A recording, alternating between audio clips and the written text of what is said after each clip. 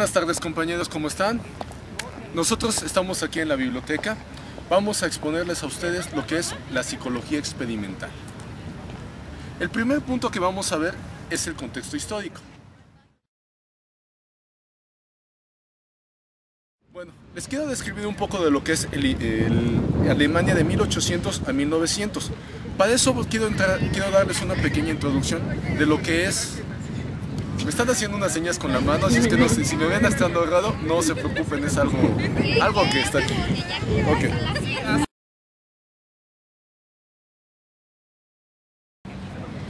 El Sacrum Imperium Romanum empezó en el 476 con la caída de Roma de Occidente y duró hasta 1789 durante la Revolución Francesa.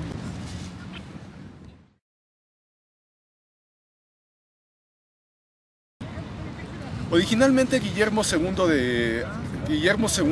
fue el cuarto rey de Prusia, habiendo realizado desde 1789 hasta su muerte en 1799. Fue la época de grandes músicos como Beethoven, como Mozart, que triunfaron en Alemania y que dieron las piezas más hermosas de música que conocemos.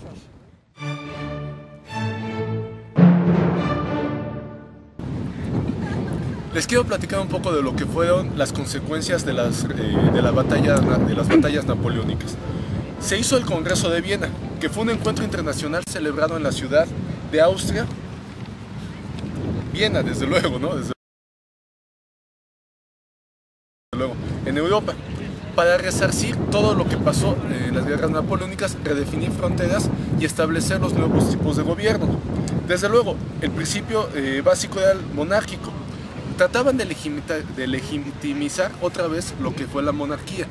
Y desde luego, todos coincidieron en Estados Unidos para permanecer vigilantes contra los ateos, contra los liberales y contra los republicanos.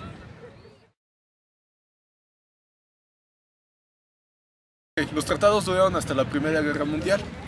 Alemania estaba, como les había mencionado, dividido. Había una serie de pequeños ducados, de pequeñas provincias, de pequeños gobiernos. Un hombre muy importante, Otto von Bismarck, fue el que unificó toda Alemania.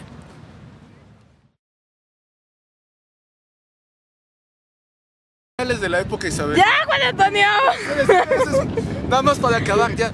Finales de la época isabelina, consecuencias del imperialismo, Alemania se considera más poderosa que Inglaterra. Ya espera, aguántate, chamaques.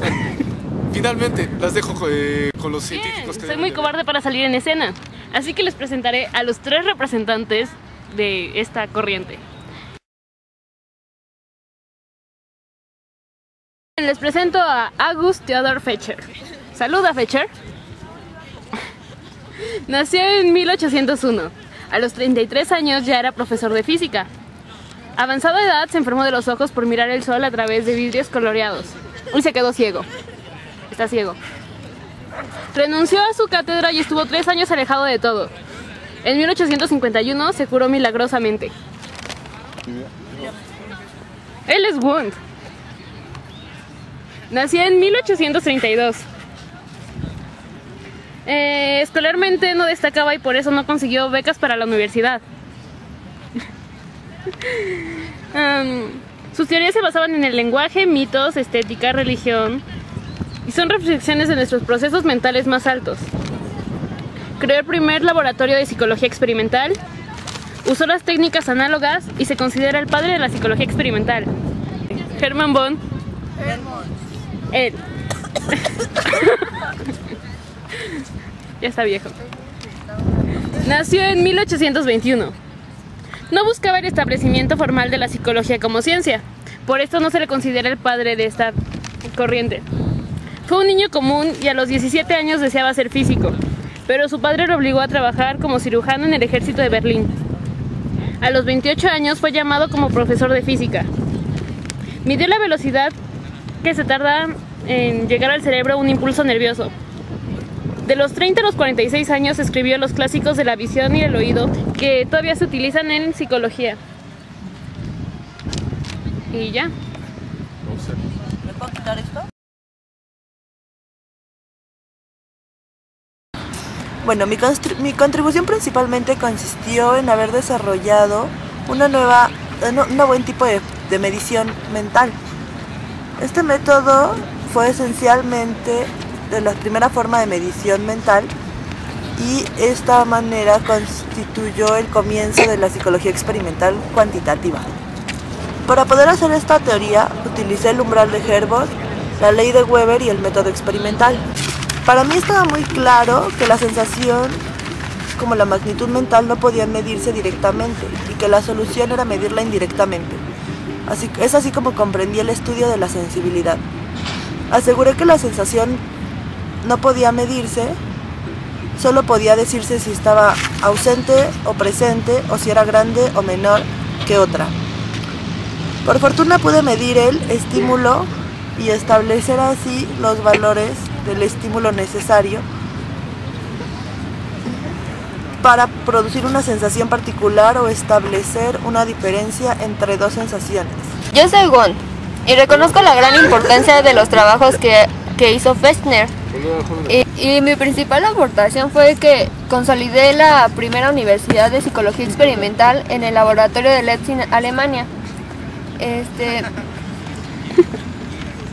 Y que la trascendencia de ello tiene que ver con la decisión de brindarle a la psicología un objeto y método de estudio propio, relacionado pero diferente al estudiado por la fisiología y la filosofía.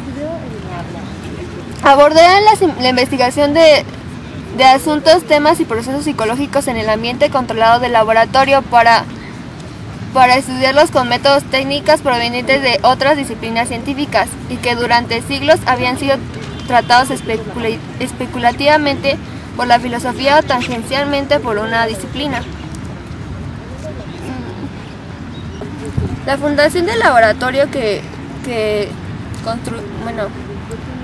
consolidé considera que la psicología debería tener un objeto propio, el análisis de la experiencia inmediata y un método que sería la introspección, que ha sido señalado por los historiadores de la psicología como un punto de inicio de búsqueda por definir y construir objetos, métodos y técnicas de estudio autónomos y reconocidos social y científicamente para la psicología. Grabando. ¿Qué tal? Yo soy Helmons y bueno, el peso de mi trabajo y el efecto producido por su prestigio tuvieron mucho que ver con el establecimiento de la psicología como ciencia. Ocupé un lugar importante del pensamiento psicológico sistemático. Con esto demostré que la sistematización y la experimentación no pueden estar separadas en la historia de la psicología o en general en la historia de la ciencia. Argumento que la percepción debe contener muchos datos de la experiencia que está representada en forma inmediata en el estímulo, que la percepción debe contener muchos datos de la experiencia que no está representada en forma inmediata en el estímulo, posición que apoyaron todos aquellos psicólogos que alguna vez estudiaron la ilusión. Afirmé que estos aspectos de la percepción que no representaban inmediatamente el estímulo eran llamados inferencias inconscientes. Y ya. Solo queda decir que la psicología experimental fue lo que hizo que la psicología como tal se separara de la filosofía y se le considerara como una ciencia. Y pues ¡no!